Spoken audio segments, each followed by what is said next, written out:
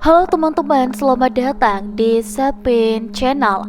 Hari ini kita akan membahas sebuah alur cerita film horor, dan inilah alur cerita filmnya.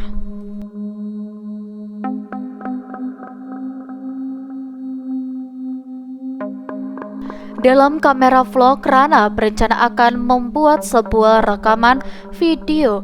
Video itu didedikasikan untuk ibu tercintanya yang sebentar lagi akan berulang tahun.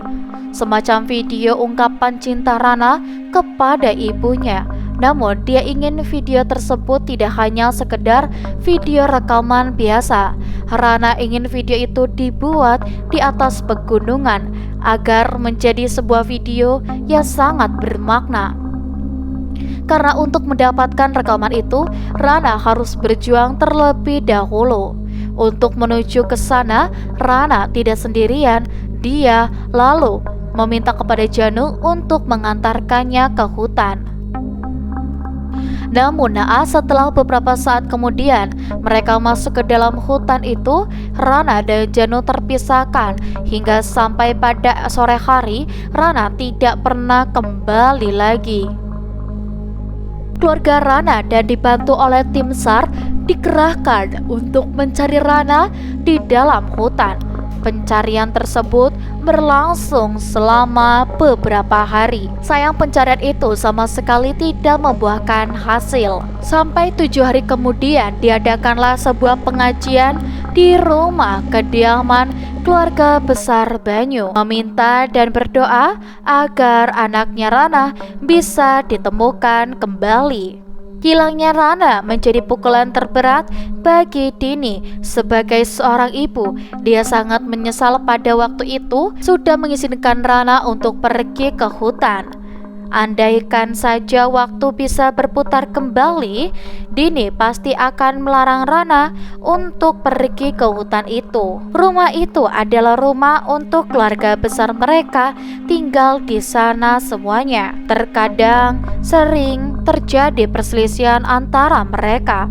Ironisnya, sebagian dari keluarga besar menganggap kalau Rana sudah meninggal dunia.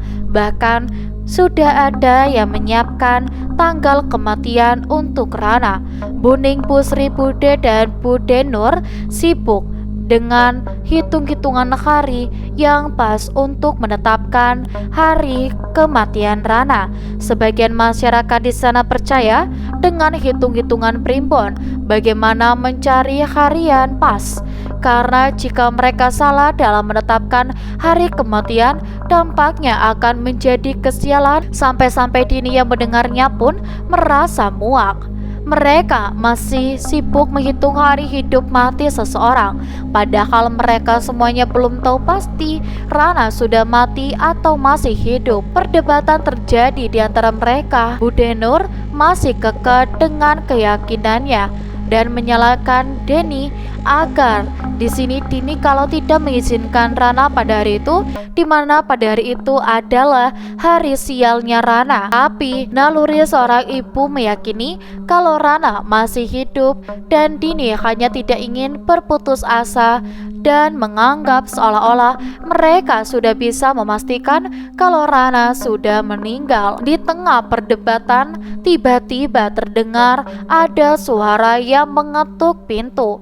Mereka semuanya terdiam karena tidak mungkin pada tengah malam ada tamu yang datang. Dan tanpa pernah mereka duga, ternyata itu adalah Rana yang kembali pulang. Seakan tak percaya, Rana akhirnya kembali lagi. Jadi sedikit menjelaskan silsilah dari keluarga. Banyu, Bude Nur, Bude Sri, dan Bude Ning adalah kakak beradik. Ayah dan ibu mereka sudah meninggal dunia.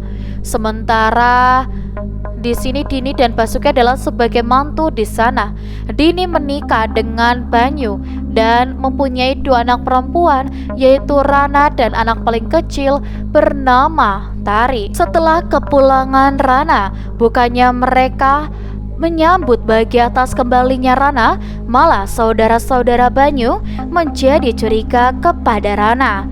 Karena menurut kepercayaan mereka, orang yang hilang di hutan itu tidak akan pernah kembali selamat. Tapi memang tidak bisa dipungkiri, Rana kini terlihat berbeda. Semenjak kedatangannya, Rana tidak pernah berbicara. Dia hanya terdiam dan tatapannya yang terlihat kosong. Tari sendiri merasakan perbedaan yang terjadi kepada Rana.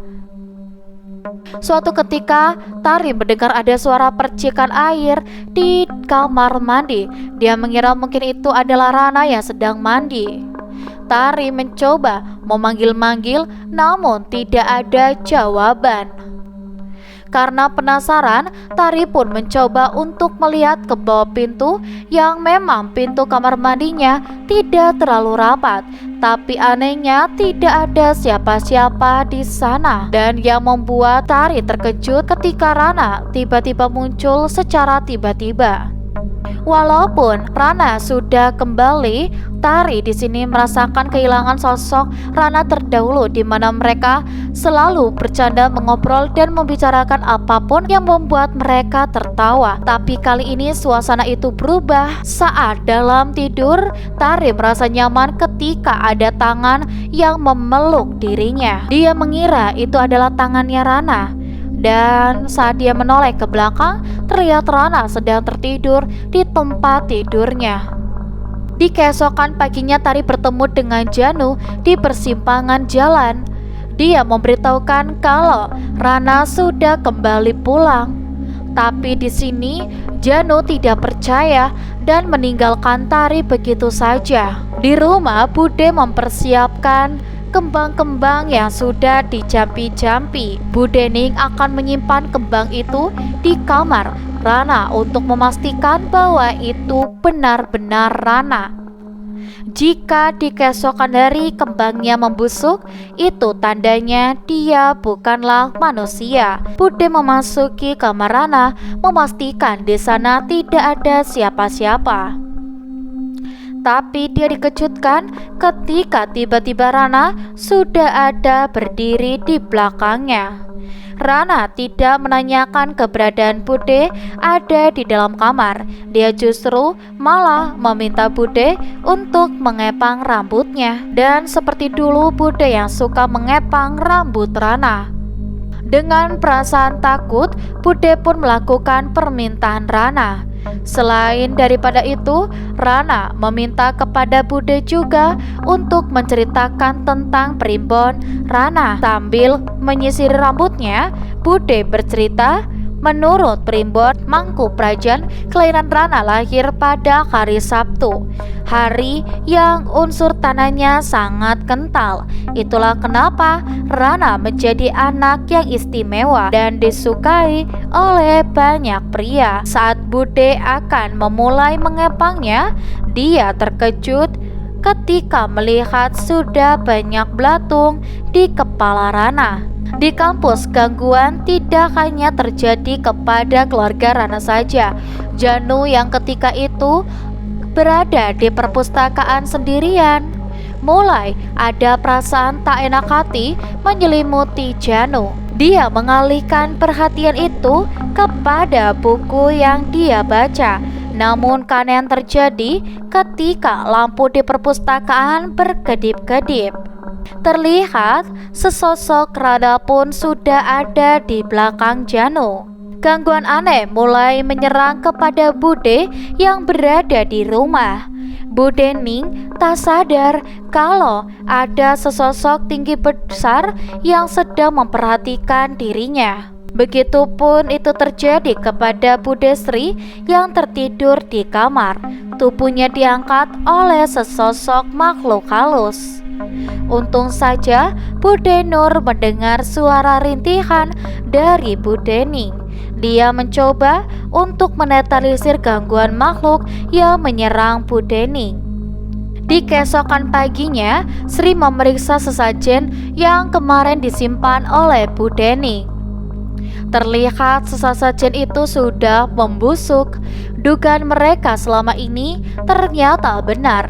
kalau sebenarnya itu bukanlah Rana. Keberadaan Sri diketahui oleh Banyu datang, namun yang membuat Sri terkejut, Rana datang dengan membawa sesajen yang terlihat masih utuh. Rana tahu kalau Bude Sri sedang mencari sesajen itu.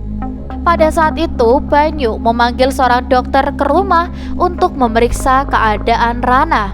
Dan sang dokter pun mulai memeriksa suhu tubuh Rana, lalu meminta untuk Rana membuka mulutnya, yang membuat dokter terkejut. Dari penglihatannya, mulut Rana sudah dipenuhi dengan banyak. Dia yang sangat ketakutan, tanpa banyak berbicara, dokter itu langsung pergi dari sana. Tak lama Bude Nur bersama Ning datang. Mereka meyakini kalau itu bukanlah Rana. Bahkan setelah melihat bukti dari sesajennya, sesosok yang menyerupai Rana bisa menarik makhluk jahat untuk datang ke rumah ini. Tapi Didi sama sekali tidak percaya apa yang mereka katakan. Semuanya pun merasa ketakutan, setakut kalau kejadian yang menimpa kepada ibu terdahulu akan terulang kembali. Di sini guys, ternyata tidak hanya terjadi kepada Rana saja. Kejadian ini juga pernah dialami oleh Bagas anak Sri dengan Basuki. Bagas hilang di hutan itu hingga akhirnya mereka menemukan Bagas kembali sudah dalam keadaan meninggal. Di kampus, Janu masih mencoba untuk mempelajari misteri yang terjadi kepada Rana. Tari masih penasaran kenapa Janu kemarin menghindar dan tidak mau menengok keadaan Rana sekarang. Ternyata setelah hilangnya Rana dan setelah kembalinya Rana kembali, hampir setiap malamnya Janu merasa dihantui oleh sesosok. Janu melihat menceritakan kalau dia saat mengantarkan Rana untuk naik ke atas gunung. Dia tidak tahu kalau pada hari itu adalah hari sialnya Rana. Mereka berdua tetap memaksakan diri untuk tetap naik ke puncak walaupun keadaannya pada saat itu sedang hujan deras. Sampai pertengahan jalan mereka terpisahkan. Janu tiba-tiba kehilangan Rana. Janu sendiri meyakini kalau yang ada di rumah Tari sekarang itu bukanlah Rana. Dari beberapa yang sudah terjadi ke orang yang meninggal di hutan itu, kemungkinan ketemunya hanyalah 10%. Apalagi Rana sudah hilang lebih dari 7 hari. Satu-satunya cara untuk bisa menemukan Rana kembali yaitu dengan cara diruat. Orang di rumah pun sudah menjadi khawatir. Mereka harus segera meruat Rana agar terhindar dari gangguan roh jahat lainnya, dan semua mendatangi Dini untuk menyetujui ruatan yang akan dilakukan kepada Rana. Selama daripada itu, mereka juga mengukit masa lalu soal pernikahan Dini dengan Banyu. Seharusnya pernikahan itu tidak dilakukan karena kalau menurut perhitungan Primbon, weton yang tidak cocok akan membawa malapetaka kepada keluarga besar, dan sekarang itu terbukti Dini membawa malapetaka kepada keluarga. Kesabaran Dini pun sudah mulai habis menghadapi meta sekeluarga soal perhitungan hari sial. Dini masih mau bersabar kalau dirinya mereka dianggap sebagai wanita sial, dan adu mulut pun sudah tidak bisa dihindari sampai-sampai Sri harus membawa nama-nama soal anak dan melahirkan. Dan dengan tegas Bude Nur mengatakan mau tidak mau besok mereka akan tetap melakukan ruatan kepada Rana. Di lain sisi, Tari pun melihat penampakan asli dari Rana setelah dia melihat pantulannya dari cermin. Ketika semua keluarga besar menyiapkan ruatan, Tari bersama Janu malah yang akan menuju ke hutan. Menurut informasi, kalau ada ruatan maka jasadnya Rana akan kembali. Dan walaupun pada saat itu Pade Basuki mencoba untuk melarang mereka karena untuk pergi ke hutan itu sangat berbahaya, namun Tari dan Janu tetap akan ke hutan mencari kemungkinan di sana mereka menemukan Rana kembali. Di rumah ruatan pun di sini sudah dilaksanakan ruatan. Dalam penglihatan Rana, orang yang hadir di sana dihadiri juga oleh makhluk-makhluk halus lainnya. Lalu ketika dibawa kepada Rana yang berada di dalam para sukma, Rana melihat banyak sesosok mengerikan menghampiri dirinya. Di dunia nyata, tidak sedikit orang yang hadir di sana mengalami kerasukan. Sementara di dalam hutan, di mana hari sudah menjadi gelap, Janu yang tadinya bersama Tari tiba-tiba saja dia sudah kehilangan Tari, seperti ada dinding pemisah antara Janu dengan Tari. Walaupun Janu mendengar panggilan mereka satu sama lain, tapi mereka tidak bisa melihatnya. Hingga akhirnya Tari menemukan keberadaan Rana ada di dalam hutan, dan itu benar-benar Rana yang selama ini menghilang terjebak di alam para sukma. Namun sayang, Rana kembali sudah dengan keadaan meninggal dunia. Tak lama, Janu pun menemukan mereka. Janu bersama Tari berhasil membawa jasad Rana kembali pulang. Kedua orang tuanya pun histeris mengetahui bahwa kenyataannya Rana memang sudah tewas. Yang tersisa tinggal hanya video rekaman Rana ketika dia akan masuk ke dalam hutan. Sebelumnya Rana juga sempat mengucapkan ulang tahun kepada ibu tercintanya. Dan di sini akhirnya film pun selesai. Nah, jadi itulah untuk alur cerita filmnya. Pesan yang bisa kita ambil adalah untung sialnya seseorang tidak bisa ditentukan berdasarkan sebuah perhitungan manusia. Sesuatu yang terjadi pasti ada sebab dan akibatnya. Sudah bukan waktunya lagu kita berpikir pasrah menerima apa yang terjadi tanpa mencari tahu apa yang sebenarnya terjadi. Kalaupun kesialan terjadi pada hari itu, bukan semata-mata itu karena sudah ditentukan oleh perhitungan manusia. Sebagai muslim, kita sangat dilarang untuk mempercayai hal seperti itu. Tidak ada hari sial ataupun hari buruk, semua itu hari baik. Tradisi adalah sebuah warisan dari para leluhur. Dan kita yang hidup di masa sekarang sekiranya bisa memilih mana yang baik dan mana yang tidak diperbolehkan. Jangan terpenjara oleh pemikiran-pemikiran kolot. Tidak ada satupun manusia di muka bumi ini selain Nabi dan Rasul yang tahu perkara gaib. Karena sejatinya sesuatu yang gaib hanya Tuhan pencipta alam semesta yang tahu. Adapun manusia biasa diberi pengetahuan perkara yang gaib hanya sedikit, dan itu hanya untuk menjadi bahan pelajaran.